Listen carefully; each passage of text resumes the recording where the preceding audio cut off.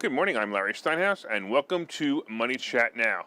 Money Chat Now is a politically charged stock market pre-show giving you the politics behind the biggest moves in the stock market. It is presented with comedic common sense by an expert in financial literacy, and hey, that's me, Larry Steinhouse. All right, today is Tuesday, March 22nd, and I want to welcome you to the show. We are here live on WWDB Radio 860 AM in Philadelphia, and we are live on Facebook, Twitter, LinkedIn, and YouTube. You can also find me on Facebook, TikTok, and other social media by searching Larry Steinhouse. You can even find me on Truth Social if you're on there as well. Hey, just a reminder, if you're watching online, hit that like button, hit that share button, and don't forget to subscribe to the YouTube channel and like the Money Chat Now page on Facebook. You can also comment live during the show on YouTube, Facebook, LinkedIn, and Twitter, and please say hi so I know you're watching. By the way, if you're commenting from a group and it's not the Money Chat Now fan page on Facebook, your name may not show up on my dashboard, so please go to the Money Chat Now page and comment there so I can recognize you. Money Chat Now is brought to you by Investor Schooling, and of course you can attend a complimentary class this Thursday by going to investorschooling.com, and there you will learn about real estate investing and stock options trading from those who do it every day. All right, I want to take a minute to say hello to some people online. Hey Joe and Charles and Moshe, thanks so much. I totally appreciate you guys. You guys are awesome. All right, so on today's show, we're going to be discussing the futures update. We're going to be talking about the war. We're going to be talking about cybersecurity, Treasury bonds, and the air crash mystery. What's going on over there in China? Well, we're going to find out. All right, let's talk a little bit about the futures and what's happening right now. So first of all, yesterday, I basically had expecting a pause, and yesterday was partially that pause. Remember I said that the market was going to take a slight downturn for just a little while, maybe a day or so, just because it was too hot. But the Dow finished better than I thought it would when it ended only down 202 points. Now think about that, right? I'm saying it only ended down 202 points, but let me explain why I think that was actually pretty good. The NASDAQ wasn't so bad. It only dropped 55 points, as a matter of fact. And the market was on fire for the past few days since the 15th of the month. So like I said, it would be expected that the money managers would take some profits, and that was most of the morning. We also had, of course, Boeing dropping because of the China Airlines plane crash, and that did have an effect on the market. I got my take on that at the end of the show, so make sure you stay tuned for that. The big issue, however, also turned out to be Jerome Powell, the Fed chairman, opening his mouth yesterday. The market was down, about 120 points, and, until a news flash about Powell mentioning that inflation was too high and he would do whatever it took to slow it down, to lower inflation. To me, it was a big whoop moment. We already knew this from last week's speech, and he'd been saying the same thing. The problem with Powell is that he's like a robot. Inflation is too high. We must combat inflation. Exterminate, exterminate. Doctor Who fans understood that reference, and it's very fitting. The guy doesn't even smile or make any facial gestures when he speaks. The market just reacts to his statement. His exact words were, "The labor market is very strong and inflation is much too high." Really? Hey, money managers, this is last week's news. Who cares? But here's the statement that shook the market. "We will take the necessary steps to ensure a return to price stability," he said. In particular, if it's concluded that it's appropriate to move more aggressively by raising the federal funds rate by more than 25 basis points at a meeting or meetings, we will do so, and determine that if we need to tighten beyond common measures of neutral and a more restrictive stance, we will do that as well. Yes, that's almost exactly what he sounds like. This is pointing to a possible big deal, 0.5 point raise in interest rates in the future. And the problem with Wall Street is it's always uncertainty. It's not the fact that he said this, it's the fact that he didn't say it, right? If he would have just come out and said, we will be raising interest rates 0.5 points next time, it would have had less of an impact on the market. Of course, we're going to wait for the result in about a month or two, but I still think this is already baked into the price of the market. The big winners yesterday, of course, were like oil company stocks. Oxy moved up 8%, and Marathon Oil also moved up. I was surprised at this, but it is what it is. These stocks are really being manipulated by fake news about why oil prices are rising. I mentioned it yesterday on yesterday's show, and I got to tell you, I really believe the play is over. But if you want to take a quick ride, it may actually make some sense. Apple also moved up a bit, and considering the market drop, along with the fact that Apple services were offline for a few hours yesterday, it's pretty good. Anybody experience trouble with their Apple phones yesterday, or trying to get into the App Store, or trying to get into their iCloud? Yeah, I couldn't get into my calendar for about an hour. I still like the play, by the way, of Apple into earnings. I think it's a great play. Everything else notable drop, like Meta and the travel stocks. I actually bought a bunch of American Airlines on the dip, and I'm going to be looking to sell the covered calls this week for a quick 2 to 3% profit in a week. Look, all right, let's take a quick look at the futures. Right now, the Dow is up 153, the S&P is up 12, and the NASDAQ is up 20. Real quick, I want to say hello to some people who have joined us online. Peter, Lewis, Carrie, Mick, and Michael. Thanks so much. I always appreciate you guys watching and paying attention to the show. You guys are awesome. And don't forget, hey, Jose, you just came on right now. And don't forget, if you guys share this and you have the most shares, you're going to get a free ticket to the Freedom and Finance event. I'm going to be talking about that in a little while. So hit that share button right now. And if you have the most shares in the week, I'm going to give you a free ticket to the event. All right, let's talk about the war in Ukraine. And look, it's been over about a month now since it started, and it's certainly a surprise to see that not only was it not easy for Russia to walk in and take over, but it's interesting to see that Ukraine is actually defending itself. The reality, however, is that Ukraine, may be defending itself, but they certainly can't take any offensive steps to do reciprocal damage in Russia. They simply can't fly over Moscow and bomb them. That would be great, right? It's just not about if they would or not. It's really about if they can do it. They don't really have the power to do this. Russia, however, continues to turn Ukraine into rubble. And frankly, I got to tell you, it's pretty sad, right? Over 3.5 million people have left Ukraine as refugees. They're mostly women and children, as the men stayed behind to fight the advances of the Russians. Many don't even know if they'll ever see their loved ones again. And there have been rumors of peace talks between Zelensky and Putin. However, really no concrete evidence, and it really doesn't seem to be moving any further. Many, including myself, thought this would be a quick event and Ukraine would roll over very quickly. And not only did that not happen, but now a poll in Ukraine actually says that 90% of Ukrainians think they will win the war. Now, I got to tell you, whether this is true or not, whether they win a war or not, but you have to understand that Zelensky, what an amazing guy this is. He's rallying the troops. He's rallying his country. It's unbelievable. I've never seen anything like this. It's amazing. Anyway, I got to tell you that Russia had more of a organized destruction of Ukraine, and even if it ends soon, the destruction and poverty left behind in its wake is going to be devastating for decades to come. I really hope and pray for this to end and all the people on both sides to forgive and be able to live life again, but it's going to be tough. All right, let's talk a little bit about cybersecurity. The war is also bringing up new issues in cybersecurity. Apparently, cybersecurity attacks are growing in frequency since the war on Ukraine has started. Apparently, I don't know if you guys knew this, satellites and satellite communications have been a recent target of cyber attacks. It wasn't really well known. It was hidden in the news somewhere, but at the end of February, a company called Viasat was hacked, and this essentially turned off all communications in many areas of Ukraine. Now look, no one has actually taken responsibility, and no one directly is blaming Russia or any other country. However, because these key systems were disrupted and caused several issues with response times of emergency workers and cut off key communications in the area, it was a problem, right?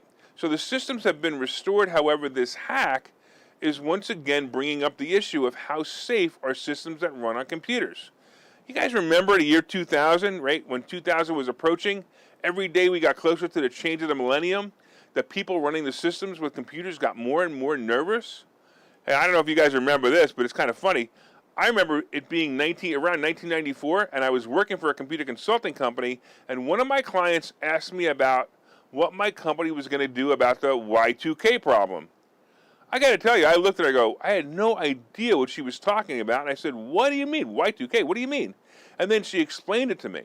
So those two pesky digits could cause havoc on the world. Well, 22 years later, we know that nothing happened, but the threat of cybersecurity issues causing system problems like loss of internet or loss of electric are becoming more and more likely. A hack into the electrical grid could cause the power to be shut down for days, and the internet could also be shut down. And this would cause major banking systems to all close and transactions to cease. Sorry, Bitcoin people, but this is the stuff that makes crypto even more scary. Remember, we also have the government getting their hands on censorship, and they prove that they can silence whomever they want with the flick of a switch. Biden recently released a statement regarding the threat of cybersecurity, and the one-page letter, just so you know, the one-page letter can be found by searching Biden's statement on cybersecurity. And it starts out with warnings that Russia may infiltrate cyber systems, and all companies should immediately start enhancing their security. I often find statements like this are tells or that something's expected or something's already happening. So I'm a little concerned that something's already happened and they're trying to soften the blow to the public, or they know something's about to happen and they can't stop it. So again, see, I told you it was going to happen. I told you. So it makes me believe that our first cyber attack is a real concern, is imminent. What are you going to do about it? Well, here's the deal. Not much. The suggestion is to take action and copy some of the ideas of the preppers. So the preppers in 2000, in the year 2000, they were pretty smart. They knew what to do even though nothing happened. And it doesn't matter. So you take preparations and nothing happens, you're ahead. You want to have a little bit of food, water, cash, and ammo will probably be good ideas to have aside. And I've said it before, and I'll say it again, have something of value, such as silver or gold, to use as trade if you need it. Have water and food just in case, and be ready for major changes if it happens. So, now you're thinking, hey, do I actually think it's going to happen? Well, I do think it's going to happen, but I don't believe it's going to be devastating. It'll probably be more of a scary inconvenience. Maybe a few days or a week without power or internet will be all. So just be prepared for these inconveniences. It's not going to be major. All right, let's take a break here, and we'll see you back in a minute. Okay, so you've thought about investing in real estate, houses, apartment buildings, properties, but don't really know where to start? Well, what if you could very easily learn how to gain strategies to use other people's money to buy and sell houses in the Philadelphia area? If you could learn and network with successful area real estate investors and how to produce monthly income on rental properties without headaches, that place is Investor Schooling. With Investor Schooling, you'll learn from two Philadelphia area rockstar real estate investors, Phil Falcone and Larry Steinhouse, about how to buy and sell properties the easy way and teach you basic and advanced techniques to help you make money in real estate. You can attend Investor Schooling in person or online visual classes 8 times a month. You can and will learn how to make money in real estate. Call for free information and get a complimentary pass to one of these classes. But don't delay, as these complimentary passes are limited. Call the number on your screen now or visit investorschooling.com. investorschooling.com. All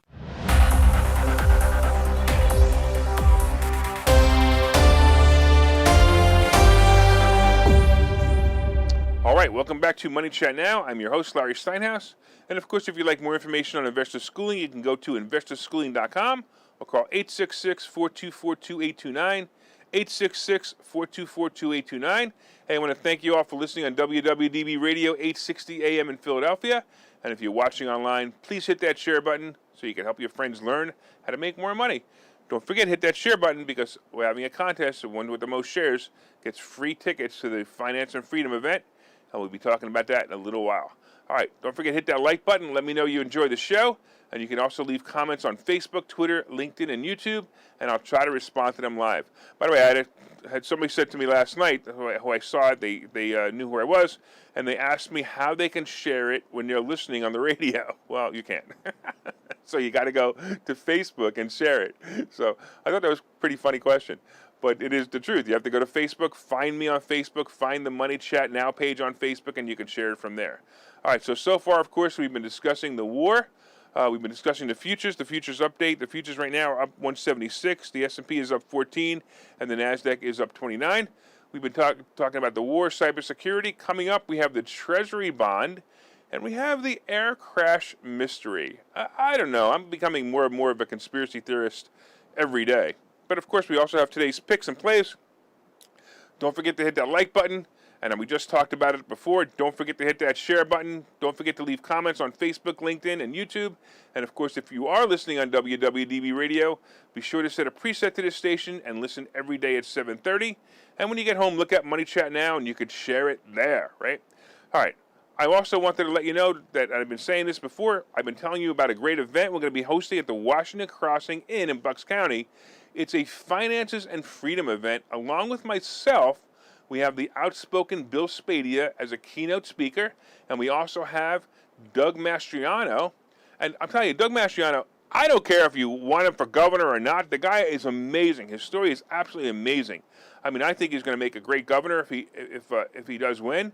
But I got to tell you right now, just to hang out with this guy and talk to this guy, he is great. You're going to want to be at this event. You're going to shake his hand and wish him luck. And you want to go to 4mmw.com, 4mmw.com, and you can sign up there. We have a limited number of seats left because, these guys are pretty powerful people. We have a limited number of seats left, so go to 4mmw.com to register. I'm expecting it to sell out fast, so make sure you go there. All right, let's talk about what is going up next. All right, so let's talk a little bit about the Treasury Bond. So yesterday, the 10-year Treasury Bond hit 2.35%, and the weird part was nobody really noticed. And it was a surprise to me. I expected the NASDAQ to drop when the bond hit 2.25. And it's just another sign to me, really, that Wall Street is just fickle and decided what it cares about when it decides to care about it. If you remember, in the past 6 months, each time the bond approached 2%, the NASDAQ would tank. And I mean tank. I mean 2% down, 1.5% down, sometimes 3% down. Now it hits 2.35%, and there was no reaction. So why is this? Well, in this case, the market has simply factored it in already. Tech stocks, which usually get crushed when this happens, are actually starting to rally. It's weird. I'm telling you, Wall Street has no rhyme or reason. That's why when you come to investor schooling, you learn the steak and tuna theory, and you understand how the stock market really works. But let's talk about this. Let me continue this. Now, a recent report shows that certain technology stocks will actually benefit from rising interest rates. And these stocks include Google, Apple, Amazon, Nvidia, and Intel, among others. So why the change? Well, first of all, these stocks have always been safe havens. They're all huge companies with great track records, and most have dividends. The other thought is when inflation starts to affect people's pocketbooks, consumers will look to spend less money on purchases and look for entertainment at home. All of these tech companies represent some type of home entertainment, including Amazon. But not only Amazon Prime, like the videos, if you've been watching Amazon Prime, but because more and more people will be looking to have goods delivered instead of using gas to buy them. Crazy, right? It's almost like the Facebook meme, if you've ever seen it, that says things like, now that COVID is over, we still can't go anywhere because we can't afford the gas. I'm also wondering if working from home is going to make a comeback with the higher gas prices. So if this is true, many prove they can work at home. So if it's true, maybe some of the tech plays like Zoom may actually come back, or even maybe, Peloton is beat to death, but you never know. Something like that may even come back as well because gas prices will keep people away from going out. I don't think Peloton's going to benefit from it, but work from home stocks might actually work. Anyway, look for the tech stock plays as the bond rate increases. I know that's weird. But it's totally contrary to everything I've said before. But you got to follow the trends on Wall Street, even if you think they are crazy. And believe me, they are all crazy. All right, one more time. Don't forget about the Finance and Freedom event. And don't forget Doug Mastriano will be there.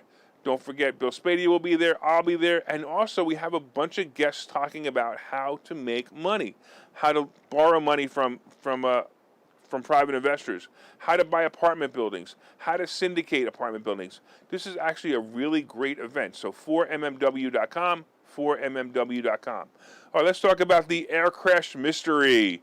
Yesterday, the news was filled with the crash of China Airlines flight that crashed into a mountain. The plane was a 737-800 model, and it was not a MAX model. And I was talking about yesterday that I was the only one who knew that. All I did was go to China Airlines website and see what planes they owned, and they didn't own a MAX. I don't understand why other people in the news media couldn't do that. But anyway, there are many mysteries, other mysteries surrounding the flight. In the past, we've seen the 737 MAX model. Remember, they had serious problems, and there was basically 2 plane crashes because of those problems. But this plane, like I said, was not a MAX, and in fact, it has an excellent track record as one of the safest planes. So the trouble on this plane also started mid-flight, which is the safest period for any plane. So basically, it was leveled off.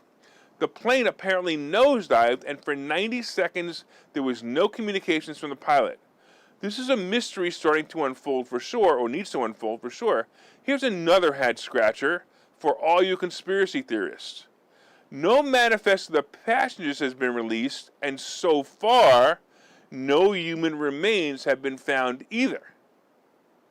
Yeah, I can hear the collective wow from all of you, and you didn't know that, right? Another interesting point is no one is discussing the fact that China Airlines grounded all of their 737s except for this one. Want to bet this crash simply removes itself from the headlines in a few weeks? Will we ever know what really happened? The real question will be, who was really aboard that craft? Anyway, I'll let you guys think about it while we take a break and I reinforce my bunker before the government finds me and silences me. See you in a minute. Investor schooling needs a new slogan. Investor schooling? Never heard of. Investor schooling? Never heard of. Investor schooling? Never heard of them. Any suggestions? Phil? Investor schooling. We never heard of you either. Investor Schooling. We never heard of you either. Register for a free class at investorschooling.com.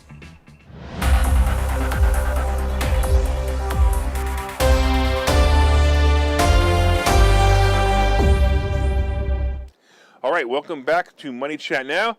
I'm your host, Larry Steinhouse. And if you'd like more information on investor schooling, you can go to investorschooling.com or call 866-424-2829, 866-424-2829. Hey, of course, right? We've been talking about the futures update. Right now, the Dow is up 178, the S&P is up 14.5, and the Nasdaq is up 27.5. We've been talking about the war, cybersecurity, the Treasury Bond, and the aircraft mystery. I got to tell you that the comments right now that are going, if you guys